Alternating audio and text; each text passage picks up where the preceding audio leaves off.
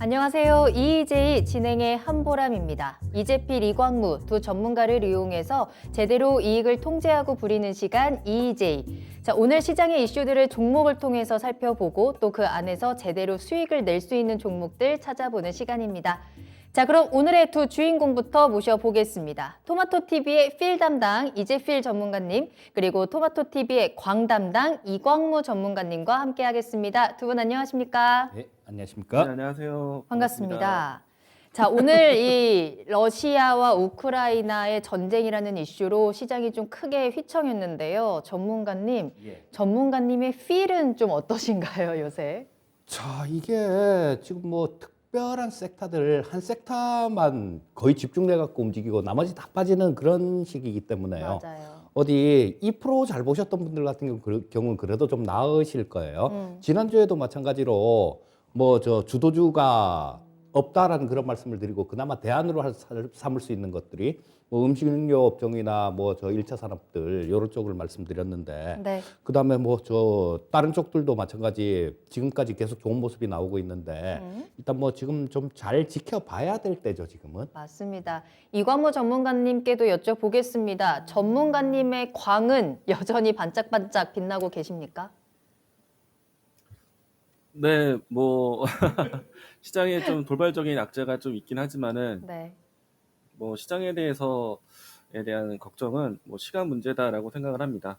물론 이제 지금 많은 분들이 시장에 대해서 고민이 많으실 거고 네. 지금 이와 같은 과정이 많이 답답하셔서 힘드실 거라 생각이 되는데 일단 뭐 확실한 종목을 믿고 좀 이 순간을 좀 견뎌보자라고 이야기를 드리고 싶고요. 우리가 전쟁이라는 것을 우리가 예측을 할 수가 없잖아요. 어느 누구도 예측 못했던 부분이 아닐까 생각이 되는데, 예측하기 못한 부분들은 시장도 마찬가지였던 것 같습니다. 그러면은 조금은 이 시장에서 뭔가 우리보다 먼저 내던지면서 내려온 증시가 아니라 우리하고 똑같이 증시가 밀렸다고 생각이 되고요. 이 문제가 만약에 시장에서 어느 일정한 시간대에 해소가 된다라면은 곧장 또 회복되리라 믿고 있고요. 그리고 오늘 그 시장에 대한 추이에 대해서 오늘 뭐 EJ와 뒤에 있을 투자이신에서도 준비를 했으니까 오늘 방송을 통해서 많은 분들 투자에 대한 용기를 얻으셨으면 좋겠습니다. 네. 자, 오늘 두 분께서도 그리고 시청자 여러분들께서도 조금은 정신없고 쉽지 않은 하루를 보내셨을 것 같습니다. 채팅창 보니까 행복 샤랄라님께서 답답한 마음에 좀 기웃기웃 해봅니다라고 하셨고 준호님께서도 급락장엔 달달한 초콜릿을 먹어야겠다라면서 당 충전하고 계시는데요. 모두 지금 잘 오셨습니다. 함께 하시면서 오늘장 차분히 정리하시고 내일장에 대한 준비들 함께 만들어가 보시면 좋을 것 같아요. 자, 그렇다면 오늘 시장에서 가장 많이 오른 종목과 또 가장 많이 하락한 종목들 통해서 앞으로의 이야기 나눠보도록 하겠습니다. 자, 먼저 오늘의 급등 종목부터 확인하시죠. 자, 오늘의 종목입니다. 큐로홀딩스, 흥구석유, 한국석유, 대성에너지 같은 우크라이나 위기와 관련해서 국제유가가 급등하면서 관련 종목들 오늘 급등을 하고요. 아래쪽으로는 방산주인 빅텍도 오늘 23% 넘는 상승세 보여줬습니다. 자, 오늘 이광무 전문가님의 이야기부터 들어보도록 할게요. 아무래도 오늘은 전쟁이라는 이슈가 가장 주가에 또 증시에 가장 큰 영향을 준 것 같습니다. 탑10의 거의 대부분을 차지했다고 해도 과언이 아닐 텐데 이 가운데서 어떤 종목 살펴보고 계실까요? 네, 일단 우크라이나 사태에 반사적인 이익이 되는 종목들이 많이 올랐고요. 우선 첫 번째로 중앙에너비스 보도록 하겠습니다. 그동안에 우리가 에너지 관련된 종목들을 봤을 때, 뭐 석유, 또 가스관, 뭐 대표적으로 뭐 GSE라든지, 그리고 뭐 대성에너지라든지, 이와 같은 종목들의 속도가 상당히 빨랐었거든요. 근데 이제 오늘 중앙에너비스까지도 상한가를 가면서 어느 정도의 그동안에 먼저 튀어 올라갔던 대장주에 대한 키 맞추기가 좀 들어왔다라고 할 수 있겠고요.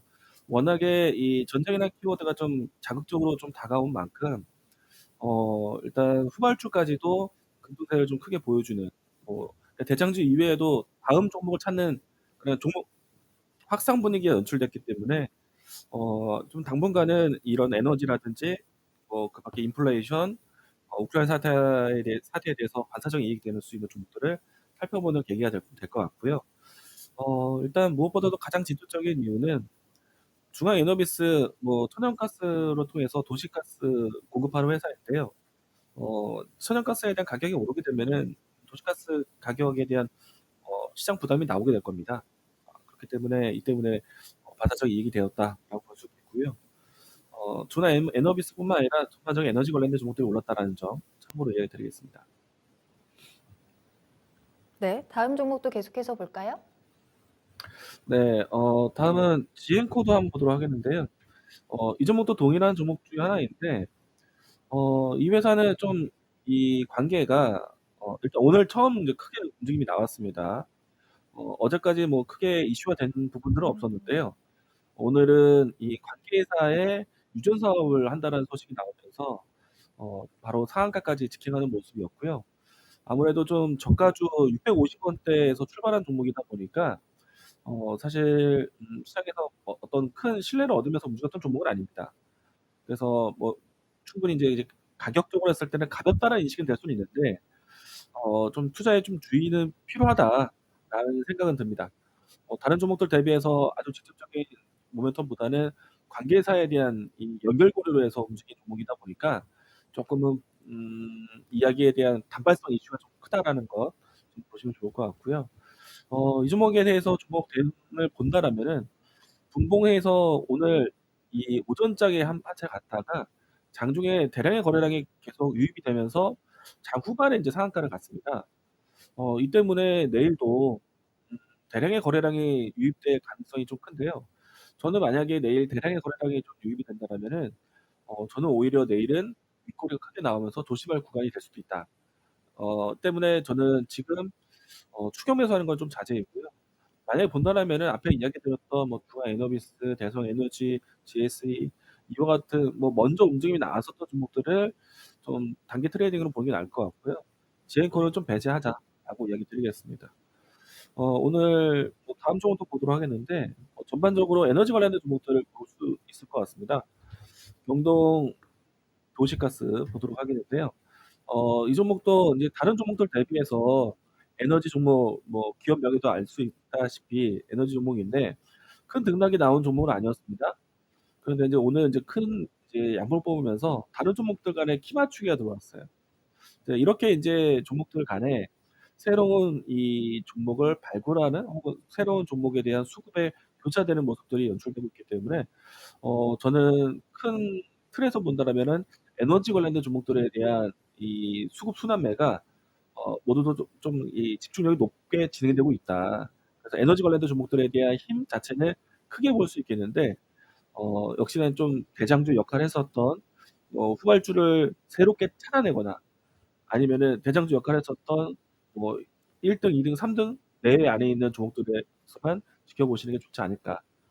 아무래도 우크라이나 사태가 단기간 일정한 기간 동안에 계속해서 압박적으로 반복적으로 이익이 나올 것이기 때문에 뭐 짧은 기간이 되었더라도 좀 가장 크게 움직였던 대장주 역할을 하는 종목 아니면 차라리 한 번도 움직임이 나오지 않았던 새로운 종목을 찾는 과정 이렇게 대응하셨으면 좋겠다는 말씀 이야기 드리겠습니다. 네.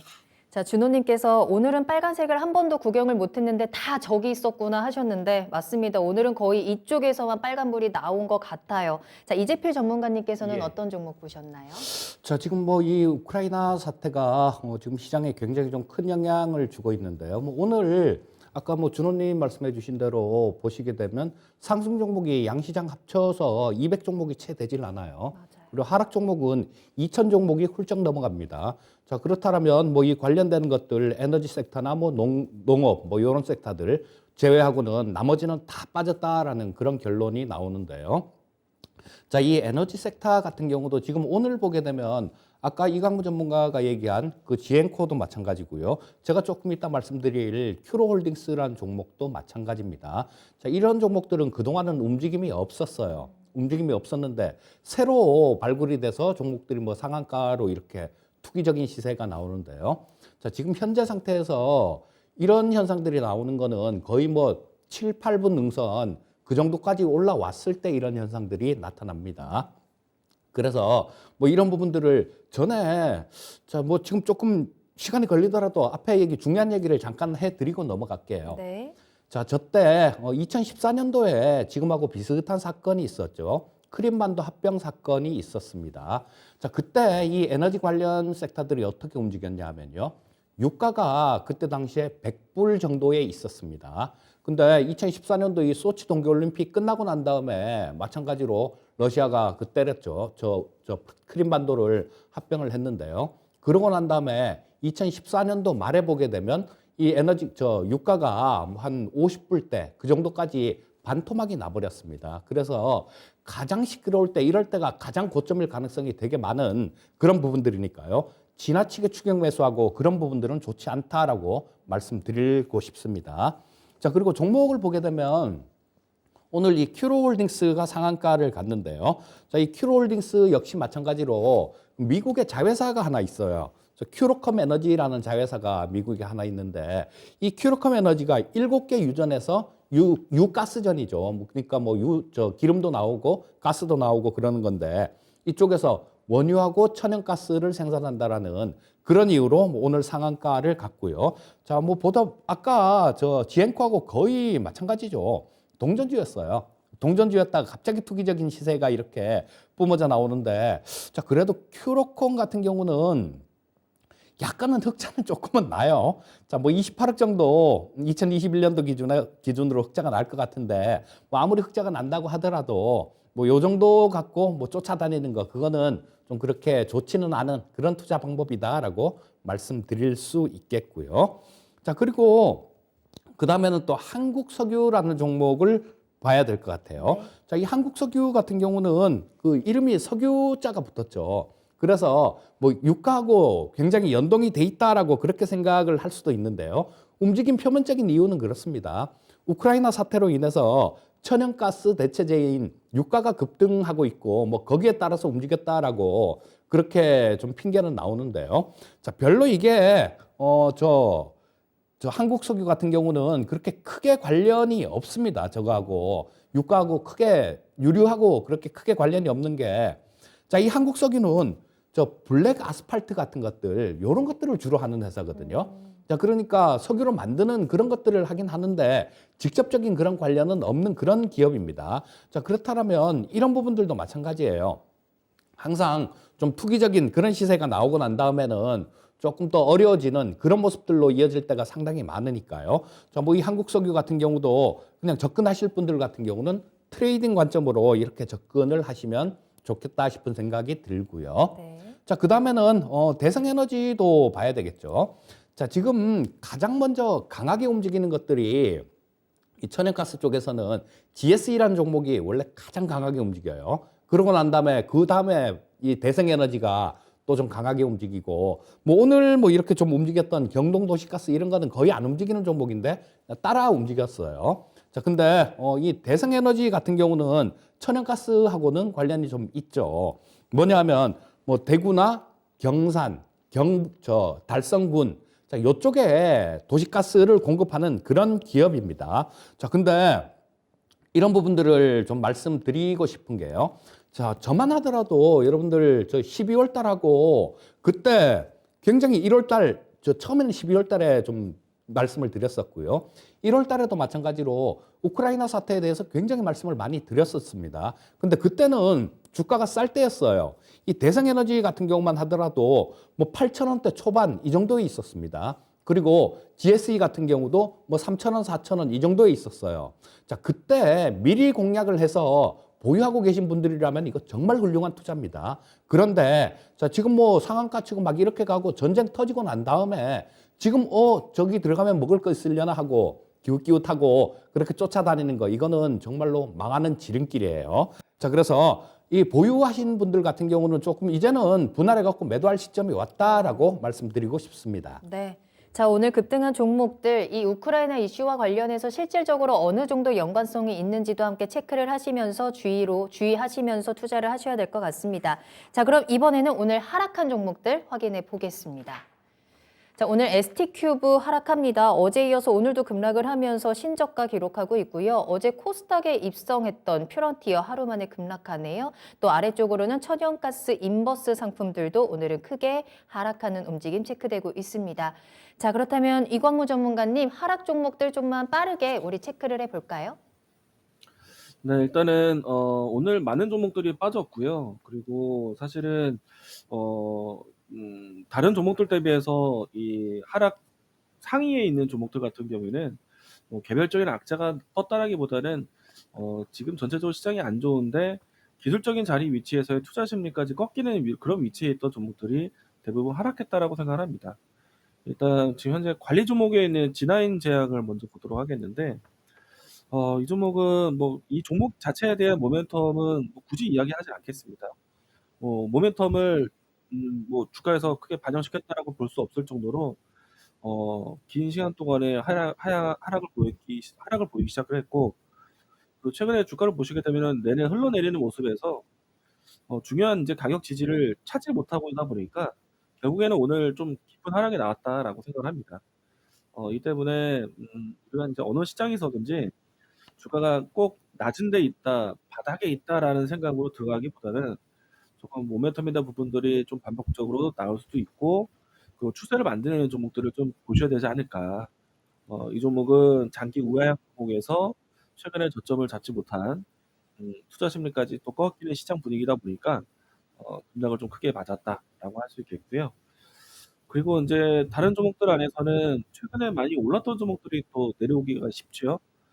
아무래도 대내외 변수와 좀 시장 악재가 많다 보니까 하락을 많이 했는데, 알파홀딩스 보도록 하겠습니다.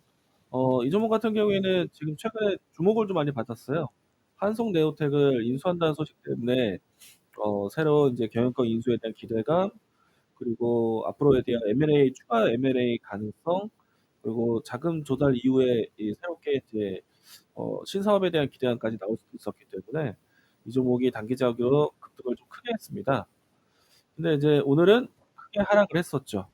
그래서 어느 정도는 지금 최근 이번 주 동안의 이슈에 대해서는 시장에서 이미 반영을 시켰고, 그리고 어제와 오늘을 통해서 차익성 매물이 좀 출회되었다라고 할 수가 있겠습니다.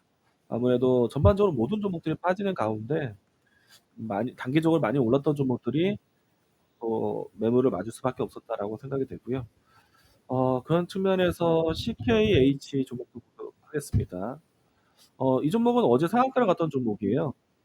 근데 이제 오늘은 장대 음봉을 크게 맞았죠. 이 종목 같은 경우에는 사실 너무 저가죠. 평상시에 갔었으면은 이 종목 크게 거론할 일도 없었고 보지도 않았을 겁니다. 그래서 이제 어제 올라올 때도 뭐 특별한 뚜렷한 모멘텀도 없었고, 내려올 때도 어떤 큰 설득력도 없는. 그래서 이제 일단 주가의 가격대로 봤을 때 크게 관심을 갖지 못하는 종목이다.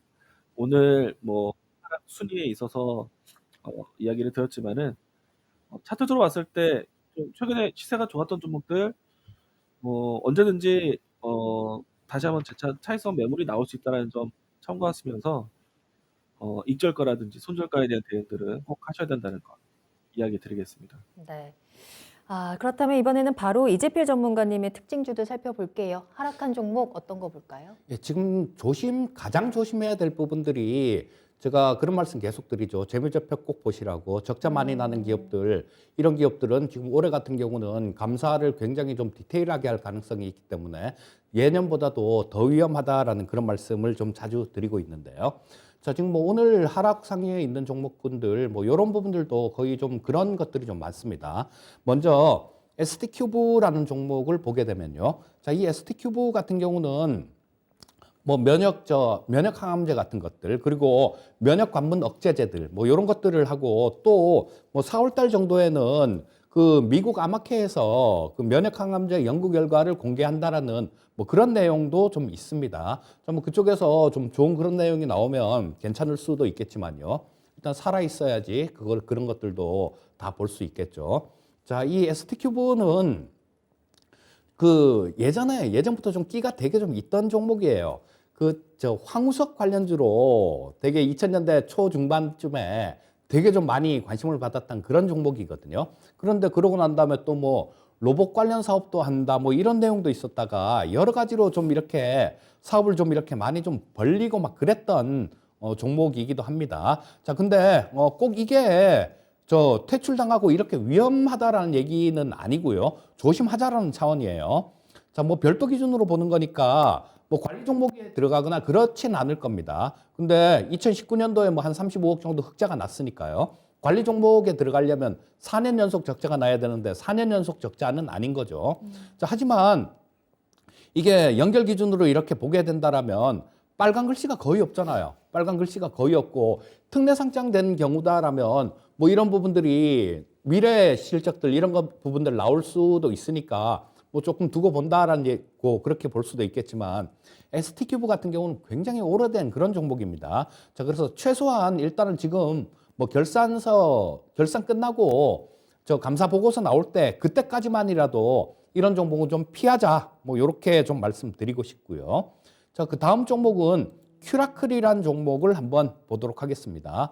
자, 이 큐라클도 마찬가지로 거의 뭐 신저가 근처까지 급락하는 모습이었는데요. 자, 이때 2021년도 7월 달에 상장이 된 종목이네요. 자, 뭐 신규 상장돼서 제대로 한번 빛도 제대로 못 보고 처음에 좀 발끈했다가 쭉 밀리는 그런 모습이 나오는데요. 자, 요게 오늘 악재가 좀 있었습니다.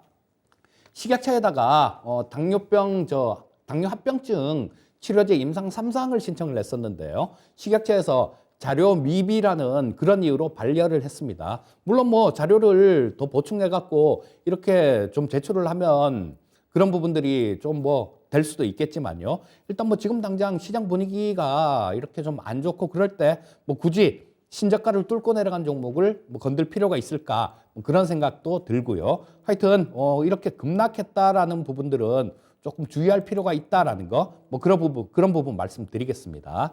자, 다음은 또 피런티어라는 종목이 오늘 마이너스 17% 정도로 급락하는 모습이었는데요. 자, 이거는 따상까지는 아니고 공모가가 15,000원인데요. 자, 어제 시작한 가격을 보면 3만 원에 시작했습니다. 자, 그러니까 답을 나서 시작했다는 얘기죠. 그러고 난 다음에 쭉 밀리는 모습이었는데 처음에 신규 상장 종목군들 이런 것들은 원래 변동성들이 굉장히 큽니다. 그래서 이 신규 상장 종목을 매매를 하실 때는 뭐 될 수 있으면 안 하시는 게 좋고요. 자, 뭐 확신이 있어서 매매를 하시고 싶으시면 반드시 내가 얼마 이하로 가면 이거는 잘라내겠다라는 그런 손절매 라인 이런 것들은 꼭 정해놓고 들어가십사 하는 당부를 말씀드리겠습니다. 네. 자, 이렇게 오늘 장에서 급등한 종목 그리고 급락한 종목들 살펴봤습니다. 오늘은 하락 종목이 상승 종목보다 월등히 많은 하루였는데요. 내일은 빨간불이 조금 더 많아졌으면 좋겠습니다. 오늘 전해드린 내용들 함께 참고해 보시길 바라겠고요. 자, 지금부터는 이제 내일장을 준비해 보도록 하겠습니다. 자, 내일은 우리가 또 앞으로는 어떤 섹터를 주목해야 하는지 체크해 보는 시간입니다. 오늘 두 전문가님 목소리도 좀 힘이 많이 빠지신 것 같고요. 시청자분들 채팅창 분위기도 조금은 많이 가라앉아 있는데 자, 지금부터는 조금 더 밝게 그리고 힘차게 내일장을 준비해보는 시간, 우리 빨간 내일을 준비하는 시간으로 가져보도록 하겠습니다. 자, 이광무 전문가님, 자, 확실히 오늘은 전쟁 관련해서 그 종목들이 조금 더 강하게 움직이는 하루였는데요. 앞으로는 우리가 또 어떤 섹터에 주목을 하면 좋을까요? 일단은 당분간은 저도 뭐 물론 이제 전쟁이라는 키워드 때문에 대한 악재는 일시적인 현상이라고 생각이 되고요. 네. 이 악재도 단기라고 생각이 되는데 더 짧게 이 우크라이나 전쟁과 같은 키워드가 또 반복이 될 거라고 생각을 합니다. 그러면은 뭔가 이제 정치적인 이야기든 어떤 이제 군사 배치에 대한 문제든 이런 이제 이 봉합이 되기 전까지는 우크라이나 사태에 대한 반사적 이익이 될 수 있는 산업군들을 계속 봐야 되지 않을까 생각을 합니다. 그러면은 뭐 에너지 또 그밖에 원자재 그리고 또 이제 인플레이션 관련된 종목들을 또 볼 수 있겠고 그리고 또 최근에 나와서 이제 이 반사적 이익이 될 수 있는 산업으로 조선주가 많이 거론이 되고 있습니다. 오늘 그 이야기를 좀 한번 해볼까 하는데 일단 이야기의 골팀이 이렇습니다. 러시아가 아무래도 세계 최대 천연가스 수출 국가이다 보니까 또 유럽의 주요 지역에서 러시아의 천연가스를 공급을 받다 보니까 그러면 러시아와 유럽의 관계가 좋지 않을 때 혹은 이제 러시아에 대한 제재가 서방 국가나 미국에서 제재를 한다면 그러면은 러시아에서 이제 조달받았던 천연가스에 대한 공급을 어떻게 할 것인가. 그러면은 육로 또 이제 지상으로 해서 가스가 파이프 라인으로 들어가는 가스가 아니라 이제 해상을 통해서 이제 가스를 조달받을 수 있는 루트가 생길 수도 있다. 그러면은 지금 현재 있는 이 선박수가 아니라 추가적으로 LNG선에 대한 선박 수요, 그러니까 발주가 더 나와야 되는 거 아니냐라는 측면으로 해서 조선주들에 대한 관심이 좀 높아졌거든요. 저는 뭐 아주 긍정적으로 생각을 하고 있습니다. 우리가 이제 LNG선이 발주된다는 게 뭐 단순하게 뭐 확정적으로 이야기 들 수는 없지만은 일단 장기적으로 봤을 때 LNG선에 대한 이 수요가 필요함에 대해서는 이미 좀 이제 확인이 된 것이 아닌가. 왜냐면은 지금 유럽 안에서도 특히나 인제 어 독일 지역과 주요 지역 안에서 러시아에 대한 천연가스 의존도가 굉장히 높은 상태이기 때문에 아마도 러시아의 한 국가와의 관계 때문에 전체적인 에너지 공급난의 이 분류 대난처럼 공급난을 또 받을 수가 있다는 거죠. 그러면은 '대체할 수 있는 국가, 대체할 수 있는 루트를 만들어야 되겠구나.'라는 생각을 할 수밖에 없을 겁니다. 그러면은 단기적인 발주 물량이 아니더라도 장기적으로 관점으로 했을 때 유럽 내에서도 천연가스를 대신해서 대체 에너지에 대한 공급이라든지 아니면은 천연가스 내에서도 다른 국가, 다른 루트에 대한 방법을 준비해야 되기 때문에 그러려면은 'LNG 선박에 대한 발주가 좀 필요할 것이다.' 그래서 우리나라 이 조선 3사 같은 경우에는 이와 같은 배경이 상당히 긍정적일 수밖에 없다라고 생각을 합니다.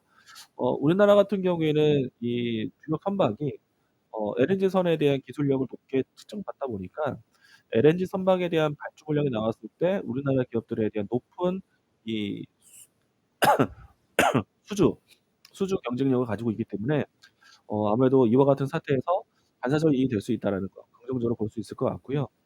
그리고 게다가 또 여기서 최근에 와서 이 물류 대란 그리고 여러 가지 공급망에 대한 이 쇼티지 현상 때문에 컨테이너선이라든지 그리고 또 뭐 벌크선 뭐 지금 이야기했던 LNG선 같은 탱커선에 대한 종류 이와 같은 좀 다양한 선박들에 대한 수요도 나타날 수 있기 때문에 마침 또 주가의 위치도 사실 그동안에 시장에 크게 관심을 받지 못했던 때이기 때문에 이번 기회로 해서 이제 확실하게 바닥을 좀 확인할 수 있었고 그리고 또 추가적인 모멘텀 받아올 수 있지 않을까 예상을 합니다.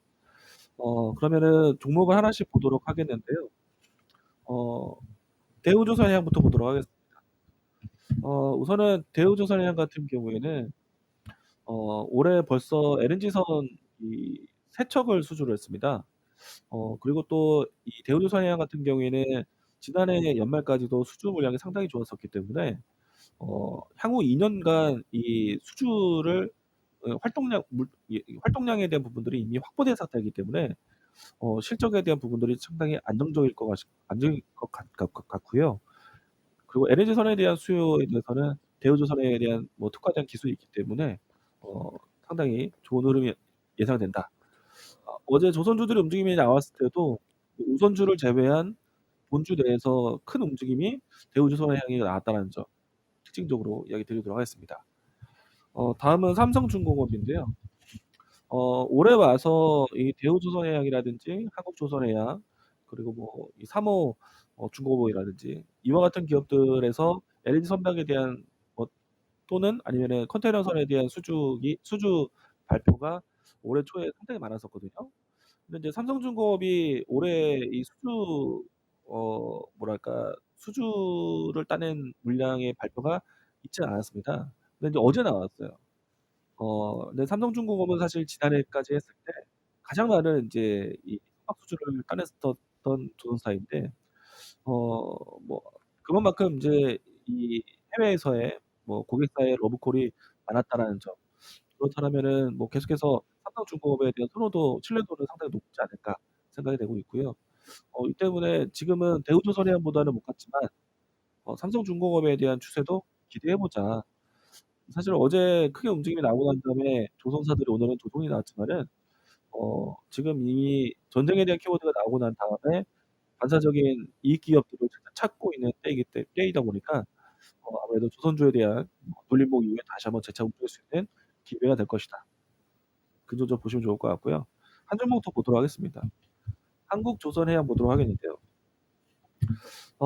LNG선을 포함해서 이 기업은요, 올해 지금 현재 2월 말이 채 되지 않았는데 올해 목표하고 있었던 가이던스에 대해서 25%를 벌써 충족을 했습니다. 1년에 지금 이제 2달 지나갔는데 벌써 목표 수주 물량의 5분의 1을 지금 채웠단 말이죠. 지난해도 상당히 높은 성적을 거뒀고요. 그렇기 때문에 올해 초반에 대한 흥행이 상당히 좋았다는 거. 근데 이제 우리나라 조선 3사가 더 좋은 점이 있습니다. 이 우리나라 조선 3사가 이 컨테이너선이든 벌크선이든 탱커선이든 다양하게 수주를 따내고 있는데 이 수주에 대한 경쟁이 저가 수주 경쟁이 아닙니다. 뭐 치킨런 게임이 아니란 말이에요. 과거보다 훨씬 더 고비용의 선박을 지금 수주를 따내고 있다 보니까 저가 수주가 아닌데 수주 물량이 계속해서 받아오고 있다. 그러면 기업의 입장에서 상당히 좋을 겁니다. 그렇기 때문에 앞에서 이야기 드렸던 조선사들과 동일하게 한국조선해양도 사실은 굉장히 낮은 위치에 있습니다. 사실 시장에서 크게 관심을 받지 못했고 지난 연말까지 수주량이 상당히 좋았는데도 불구하고 주가가 잘 못 갔죠. 그렇게 못 갔던 부분들에서 이번에 우크라이나 사태를 빌어서 확실하게 저점을 확인하고 추세를 돌릴 수 있는 기회가 되지 않을까. 그래서 한국조선해양, 대우조선해양, 삼성중공업, 그밖에 조선기자재 관련해서 이번 기회로 관심 있게 보자라고 이야기 드리도록 하겠습니다. 말씀해주신 대로 조선주들 최근에 잘 올라오다가 오늘 잠깐 쉬어가기는 했습니다만 앞으로 기술력이라든지 성장성, 경쟁력 측면에서 모두 전망이 밝다라고 말씀을 해주셨고요. 탑픽 종목 한번 볼까요? 네, 오늘 제가 생각하는 탑픽 종목은요. 일단은 지난해 수주 물량도 상당히 컸었던 삼성중공업이 되지 않을까 생각을 합니다. 일단 뭐 지난해 이어서 올해도 수주 신뢰감이 상당히 높은 기업이다라고 할 수 있겠고요. 그밖에 이제 대형 컨테이너선에 대한 수요도 기대해 볼 수 있기 때문에 삼성중공업에 대한 선택을 탑픽으로 이야기 드리겠습니다. 알겠습니다. 조선주 관련해서 탑픽 종목으로는 삼성중공업 체크해 주셨으니까요. 참고해 보시길 바라겠습니다. 자, 여기서 잠깐 토마토TV 깜짝 이벤트 전해드리도록 하겠습니다. 자, 지금부터 유튜브에 토마토TV 검색하고 들어오셔서 채팅창으로 참여를 해주시면 되겠는데요. 참여하시는 방법은 자, 지금 시장이 이 러시아와 우크라이나 전쟁으로 굉장히 휘청이고 있습니다. 또 이 전쟁이라는 이슈가 굉장히 전 세계를 흔들고 있는 만큼 우리는 앞으로 조금 더 평화로운 나날들을 좀 기대를 해봐야 될 것 같은데요. 자, 러시아와 우크라이나 전쟁 관련해서 평화 기원 댓글을 지금부터 달아주시면 되겠습니다. 댓글 가운데 3분을 선정해서 저희가 콘서트 티켓을 보내드리도록 할게요. 디스커버 라이징 스타 콘서트 티켓입니다. 3월 6일 일요일 5시에 진행이 되는 콘서트이고요. 예술의 전당 콘서트홀에서 토마토TV 주최하는 국제 콩쿠르 우승자 초청 음악회입니다. 디스커버 라이징 스타 4에 여러분들을 초대하겠습니다. 평화 기원 댓글 지금부터 달아주시길 바라겠고요. 3분을 선정해서 한 분당 2매씩 저희가 초청권을 보내드리도록 하겠습니다. 여러분의 많은 참여 부탁드릴게요. 자, 그러면 다시 한번 이제 시장으로 돌아와서요. 이재필 전문가님의 이야기를 들어보도록 하겠습니다. 자, 계속해서 우리는 전쟁에 대한 이야기를 오늘은 빼놓을 수 없을 것 같은데 내일 시장에서는 어떤 섹터 주목할까요? 자, 일단 뭐 그 전쟁에 관해서 잠깐 또 더 말씀을 좀 드려야 될 것 같은데요. 지금 시장은 뭐든지 재료가 나오는 부분들이 있으면 거기에 좀 익숙해져 가는 그런 과정이 있는데요. 자, 지금 처음에는 며칠 전에 뭐 이 우크라이나 관련해 갖고 막 말씀드릴 때 그때까지만 해도 시장은 야, 조금 불안하긴 불안한데 어쩌면 뭐 그냥 푸틴이 공격 안 한다 그러니까 그냥 끝날 수도 있을 거다라는 이런 기대감을 했었어요. 맞아요. 이런 기대감을 해갖고 뭐 시장은 별로 동요가 없었습니다. 그런데 지금 뭐 최근 뭐 며칠 전에 지난 주말하고 사이 그때는 뭐 공격은 하는데 야, 그 돈바스 지역 요쪽만 도네츠크하고 루간스크 지역이죠. 자, 그쪽만 이 러시아가 좀 먹고 그냥 빠져나가면 뭐 별 특별한 건 없을 거야라는 그런 부분들이 있었습니다. 그래서 뭐 어제 제재 같은 경우도 마찬가지 뭐 제재가 좀 생각했던 것보다 약했다. 뭐 이런 것 때문에 어제 우리 장중에 좀 상당히 좋은 모습을 보여주기도 했는데요. 자, 오늘 같은 경우는 한 발자국 더 나갔습니다. 더 나가서 뭐 그쪽에 뭐 키예프 그쪽에 또 뭐 정밀 타격도 하고 막 그런다 그러니까 지금 현재 상황은 어떤 상황이냐면요. 그 우크라이나에 보면 이렇게 동서를 가로지르는 강이 하나 있어요. 그게 드네프르 강이라는 강이 하나 있는데 자, 그쪽에 그 강을 기준으로 동쪽에는 러시아 사람들이 많습니다. 그리고 서쪽에는 우크라이나 계열의 사람들이 많아요. 말을 언어도 마찬가지. 동쪽은 이 러시아어를 주로 쓰고요. 서쪽은 그 우크라이나어를 주로 쓰는데 자, 여기까지 푸틴이 먹는 거 아니냐라는 시장이 그 정도까지 일단 반영을 하고 있습니다. 그리고 아마 제 생각에는 그렇습니다. 이 푸틴도 그 정도면 만족을 하지 않을까 싶은 생각이 들어요. 왜냐하면 우크라이나 전역을 다 먹으려고 덤볐다가는 또 이 제재도 지금보다 훨씬 심한 그런 제재를 감당을 해야 될 거고요.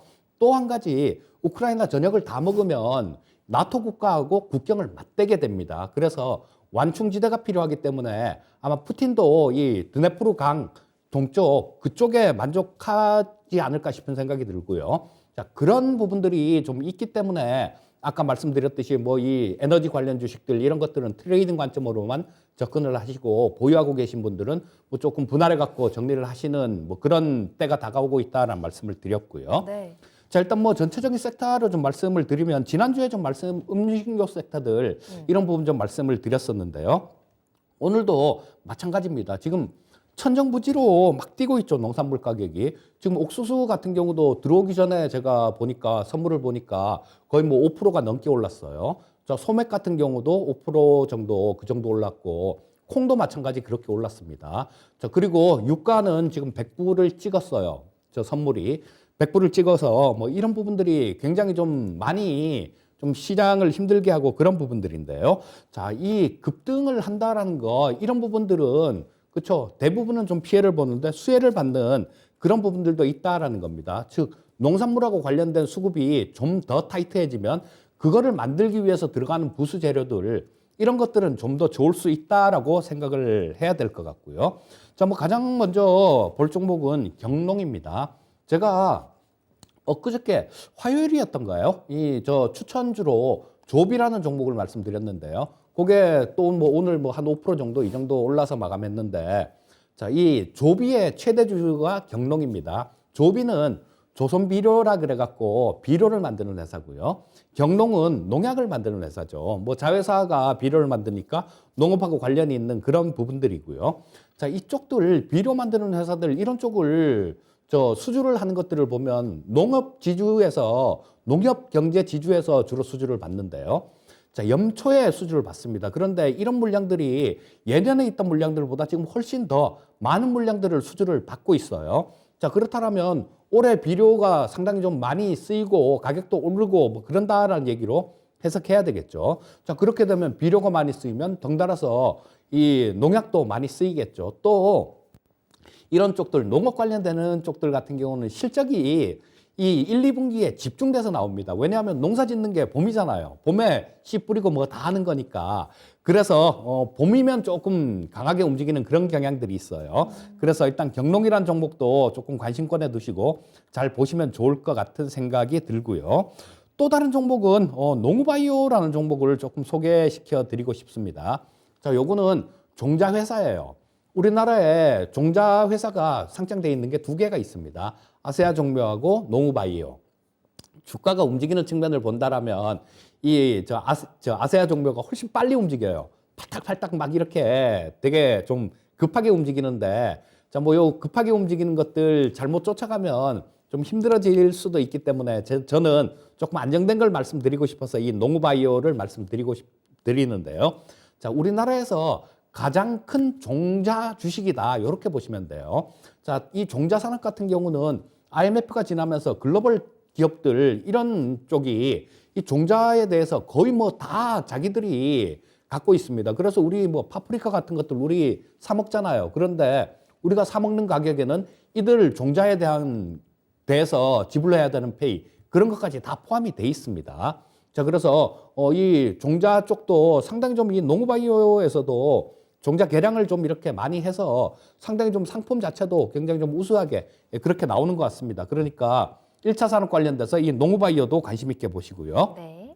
자, 그러고 난 다음에 뭐 다른 종목을 하나를 더 보면 자, 이 산업 관련되는 그런 부분뿐만 아니라 요거를 갖고 장사를 하는 기업들 요런 것도 좀 볼 필요가 있다라는 생각인데요. 자, 뭐 그런 종목으로는 저 종합무역 상사를 운영하고 있는 포스코 인터내셔널 같은 걸 보면 좋겠다. 이렇게 말씀드리겠습니다. 알겠습니다. 자, 이재필 전문가님의 내일장 우리가 좀 지켜볼 섹터로는 1차 산업 쪽을 좀 짚어주셨고요. 경농 농우바이오, 포스코 인터내셔널 특징 좀 꼽아주셨는데 그 가운데서 탑픽 종목은 어떤 거 보세요? 자, 아무래도 조금 큰 쪽을 말씀드리고 싶어요. 시장도 네네. 좀 불안하고 그러다 보니까. 자, 포스코 인터내셔널에 대해서 조금 말씀을 드릴 텐데요. 네. 자, 요거는 철강이나 에너지, 뭐 지하 자원, 식량, 뭐 그다음에 저 전기차 차량 부품 같은 것들 요런 것들도 하고 뭐 소재 쪽 요런 것들을 전부 다 무역을 하는 종합 무역 상사다. 이렇게 보시면 될 거고요.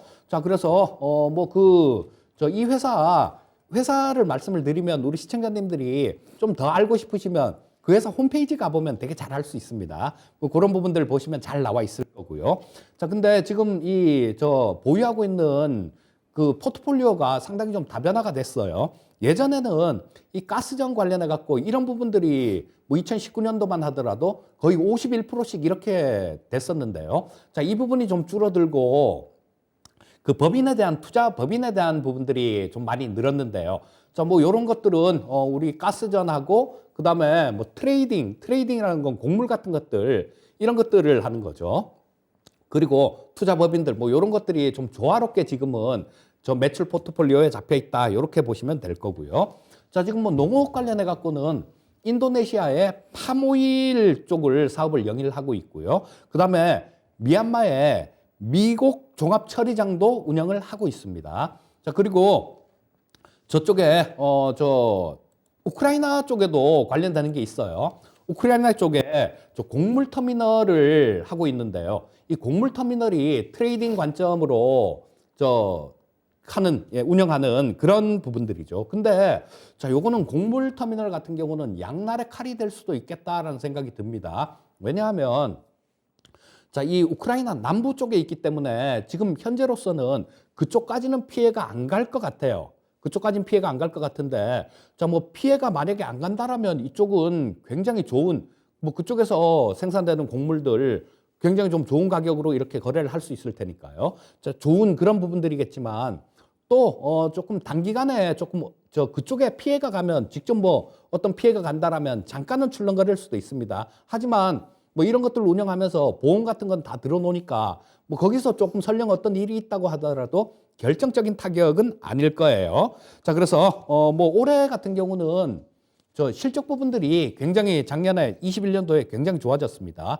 5,854억 정도 영업이익 기준 흑자가 났는데요. 자, 올해는 그거보다 훨씬 더 좋아질 수 있는 그런 해다라고 보시면 될 거고요. 자, 뭐 이런 것들 잘 좀 살펴보시면 뭐 다른 쪽들보다는 훨씬 좋은 그런 움직임이 나오지 않을까 싶은 생각이 듭니다.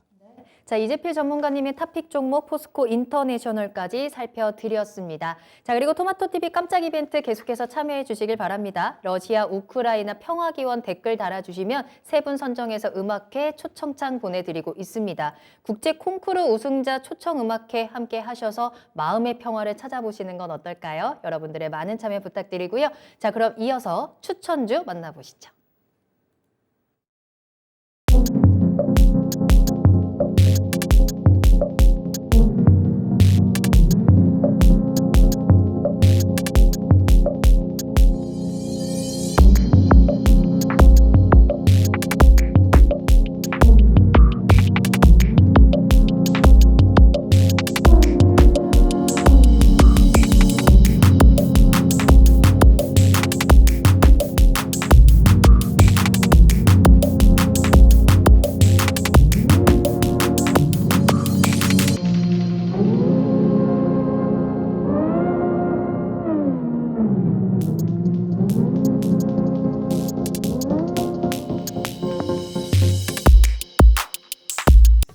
네, 오늘 제가 준비한 종목은 조일 알루미늄입니다.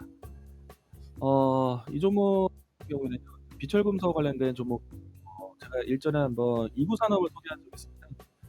역시나 이제 우크라이나 사태 속에서 다시 한번 또 이제 전 세계적으로 인플레이션에 대한 우려가 또 확산되고 있습니다. 아무래도 뭐 천연가스에 대한 이야기뿐만 아니라 유가 상승부터 그리고 또 주요 원재료에 대한 상승이 나타나고 있기 때문에 비철금속 안에서 소개를 한 번 더 해보자 가지고 나왔습니다. 그리고 또 이제 이 조일 이 알루미늄이며 러시아가 세계 2위 알루미늄 생산국이기도 합니다.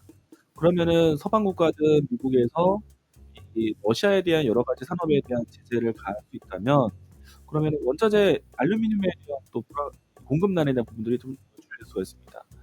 이 때문에 원자재 가격에 대한 변동에 따른 반사적 이익이 될 수 있지 않을까 이야기를 드리는 부분이 있고요. 그리고 이제 조일 알루미늄 이 개별적인 이슈를 좀 더 보면은 2차 전지 양극박에 대한 소재 공급을 하고 있는 기업이기도 합니다. 이 때문에 지난해에도 이 등락을 좀 보였던 기록이 있었기 때문에 앞으로 향후에 2차 전지에 대한 관심과 또 에너지 변환에 이제 그 원자재 가격에 대한 변동에 동반 수혜가 될 수 있는 종목으로 이야기 드리도록 하겠습니다. 자, 우선은 이제 이 종목에 대한 주가 차트 한번 보도록 하겠는데요. 일단은 이 다른 원자재 대비해서 크게 움직임이 나오지는 않았습니다. 그렇다고 해서 시장 대비해서 하방이 좀 단단하게 좀 만들어져 있는 상태이기 때문에 주가 위치로 본다라면은 상당히 저점에 있다라고 볼 수 있겠습니다. 지난해 큰 상승 이후에 어느 정도 좀 밴드를 좀 지켜주고 있는 모습이고요. 지금 만약에 현재 위치를 좀 접근을 해서 자리가 지켜진다라면은 1차적인 목표가는 박스권에 대한 상단을 올라갈 수 있는 3,000원 라인대 1차적인 목표가 제시하도록 하겠고요. 그리고 손절 라인대는 이 종목에 대한 지지 라인대를 2,100원 라인대에서 꾸준하게 해주었습니다. 이 때문에 손절 라인대 22,100원 선정해서 이야기 드리도록 하겠습니다.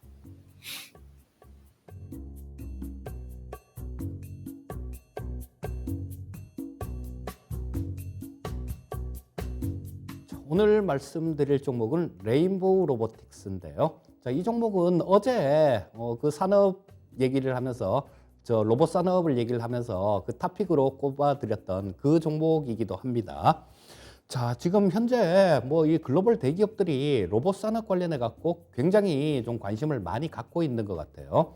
자, 뭐 어제 말씀드렸듯이 삼성에서는 뭐 작년 초에 TF팀으로 12명 있던 거를 지금 130명 정도 부서로 만들어서 운영을 하고 있고요. 자, 그다음에 현대 쪽도 마찬가지로 지금 미국의 보스턴 다이나믹스라는 로봇 기업을 인수를 했죠. 자, 그래서 이 현대차 정의선 회장님은 그런 말씀을 하십니다. 나중에 좀 시간이 지나면 우리 현대에서 매출이 자동차가 50%가 될 것이고, 그다음 플라잉카가 30%가 될 것이고, 로봇이 20% 정도를 차지할 것이다.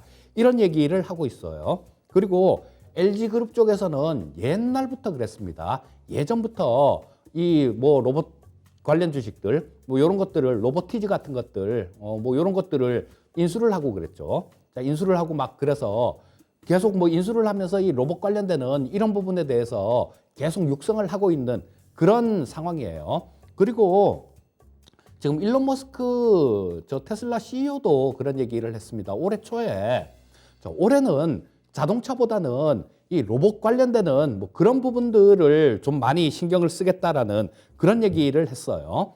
자, 이 레인보우 로보틱스는 전 세계에서 몇 안 되는 이족 보행 로봇을 만들 수 있는 그런 기업 중에 하나입니다.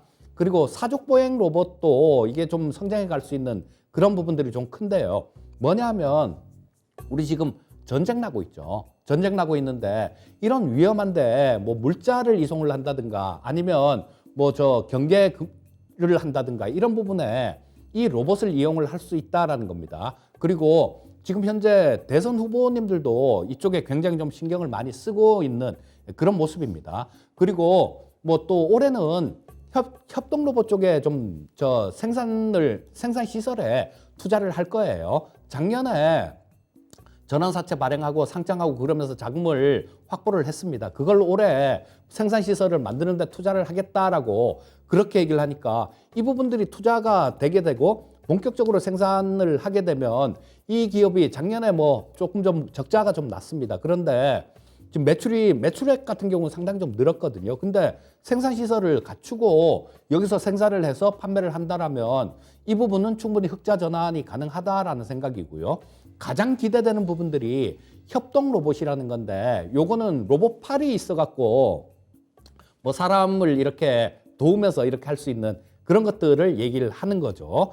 자, 그리고 올해 같은 경우는 이 협동 로봇을 통해서 흑자 전환할 수 있을 가능성이 높아 보이고요. 또 천문 마운트라는 게 있습니다. 별 같은 거 그런 거 관측을 하는데 거기서 보면 뭐 이 로봇 기술이 좀 필요한 부분들이 있습니다. 그래서 이런 것들은 다 수출을 하는 그런 부분들이에요. 자, 그렇기 때문에 뭐 올해 같은 경우는 상당히 좀 좋은 그런 움직임을 보여줄 수 있을 거다라는 생각이 들고요.